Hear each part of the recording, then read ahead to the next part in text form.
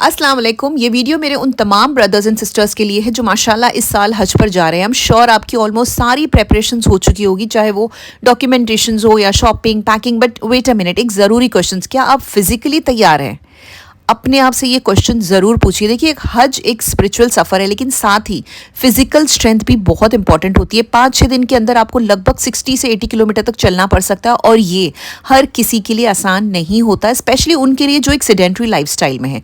तो चलिए, आज के वीडियो में मैं आपके साथ शेयर करने वाली हूँ वो इंपॉर्टेंट टिप्स, जिससे चाहे आप रेगुलर एक्सरसाइज करते हो या अभी तक कुछ भी शुरू नहीं किया है, ये बेसिक स्टेप्स आपको हज के फिजिकल डिमांडिंग सफ़र के लिए रेडी करेंगे। तो चलिए वीडियो शुरू करते हैं।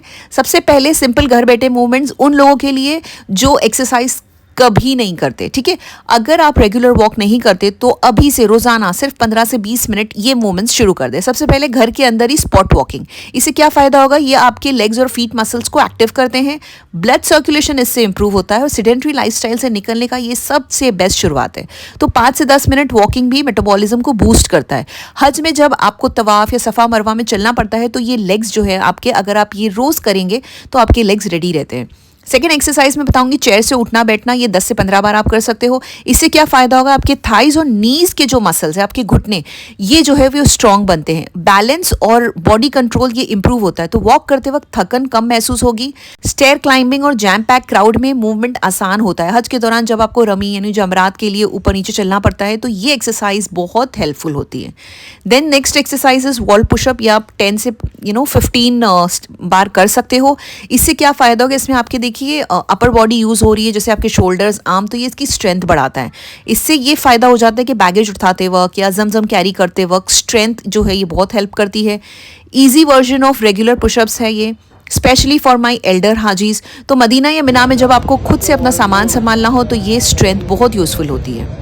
अब इसके अलावा एक और एक्सरसाइज अगर मैं आपके साथ शेयर करूं तो वो है leg raises and foot circles. इससे क्या होगा? आपके काफ मसल्स और एंकल मोबिलिटी इंप्रूव होती है। लॉन्ग वॉक के बाद क्रैम्स आते हैं और कई लोगों को सूजन आ जाती है, ये उससे बचाता है, क्योंकि इससे ब्लड फ्लो बढ़ता है। तो लॉन्ग वॉक के बाद जब हाजीज रेस्ट करते हैं तो ये एक्सरसाइज पेन और थकन से बचाती है।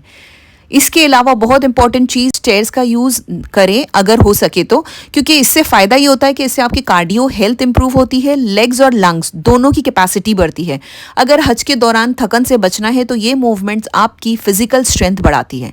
देखिए, जमरात की मल्टीपल स्टोरेज सेटअप में आपको स्टेयर्स चढ़ना पड़ता है या चढ़ान पे चढ़ना पड़ता है, तो ये डेली प्रैक्टिसेस जो है ये सारी चीज़ों में आपको हेल्प करेगी। तो ये सब ईजी एक्सरसाइज आपके जॉइंट, लेग और स्टैमिना को ग्रेजुअली तैयार करती है।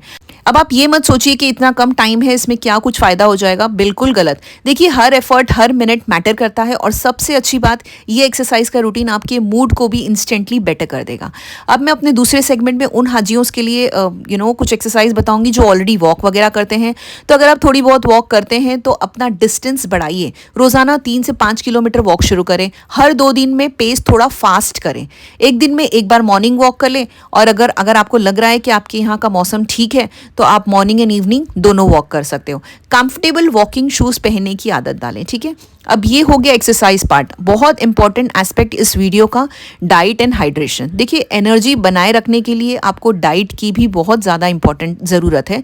वॉकिंग और थकन से बचने के लिए डाइट भी इक्वली इंपॉर्टेंट है। सुबह खाली पेट 4 से 5 भीगे हुए बादाम लीजिए। 1 से 2 खजूर रोज़ाना आप यूज़ कीजिए, क्योंकि बादाम और डेट्स में क्या फ़ायदे हैं? देखिए, ये नेचुरल एनर्जी बूस्टर्स है। इसमें आयरन और मैग्नीशियम बहुत ज़्यादा मिकदार में होता है, तो वॉक से पहले खाने पर आपको स्टैमिना मिलता है। अच्छा, सीजनल फ्रूट जैसे बनाना हो गया, पपैया हो गया, वाटरमेलन हो गया, इन सब का भी आप यूज़ कीजिए। देखिए, बनाना में नेचुरल एनर्जी बूस्टर है। ठीक है ना, ये फटीग कम करता है। इसमें पोटेशियम होता है जो मसल क्रैम्प से बचाता है, स्पेशली जब हाजी ज़्यादा वॉक करते हैं। पपैया की अगर मैं बात करूँ तो डाइजेशन के लिए एक्सीलेंट सोर्स है। हज के दौरान इरेगुलर फूड टाइमिंग्स की वजह से डाइजेशन डिस्टर्ब होता है, तो पपैया उसे बैलेंस करता है। वाटरमेलन में भी सेम, ये हाइड्रेशन फ्रूट है, गर्मी में बॉडी को ठंडा रखता है और हीट स्ट्रोक से प्रोटेक्ट करता है।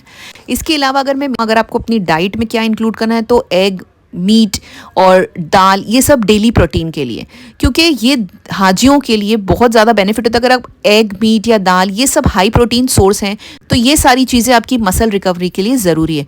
हज में लॉन्ग वॉकिंग और फिजिकल स्ट्रेंथ होता है, तो अगर मसल्स में स्ट्रेंथ ना हो तो ऑब्वियसली फटीग ज़्यादा होता है। तो प्रोटीन लेने से इम्यूनिटी भी स्ट्रांग होती है जो इन्फेक्शन से बचाती है, स्पेशली इन क्राउडेड प्लेसेस।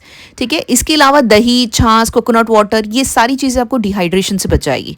तो इस तरीके से दही और छाछ आपने डाइजेशन को इम्प्रूव करने के लिए यूज़ किया।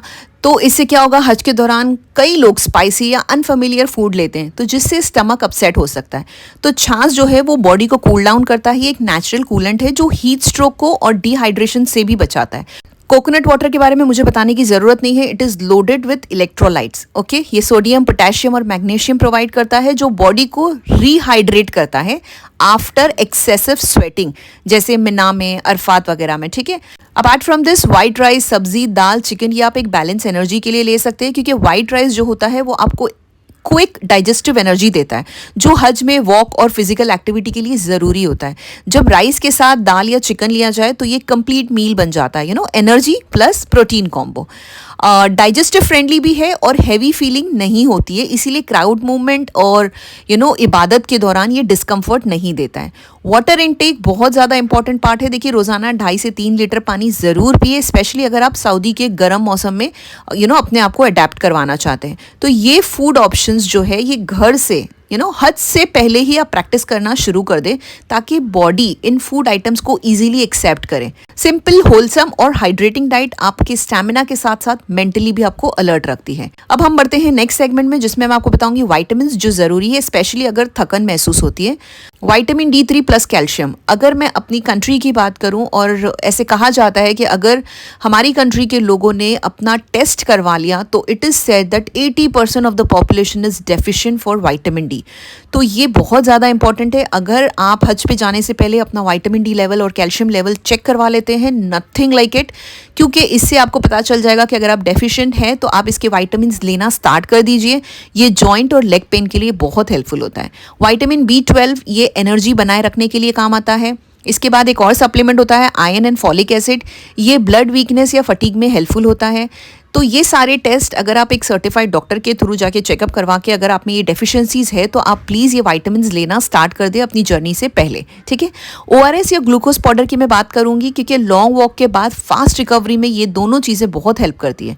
अगर खाना प्रॉपर नहीं हो रहा है तो एक गुड मल्टीविटामिन भी आप ले सकते हैं, लेकिन अपने डॉक्टर से ज़रूर आप इसके बारे में कंसल्ट कर लीजिए।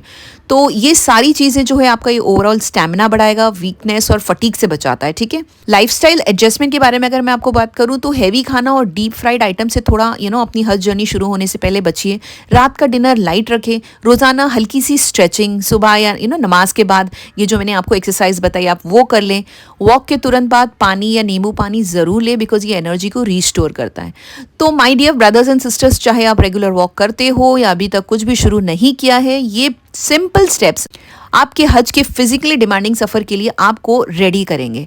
और याद रखिए, हज में सबसे ज़रूरी चीज़ क्या है? नियत, सब्र और जज्बा।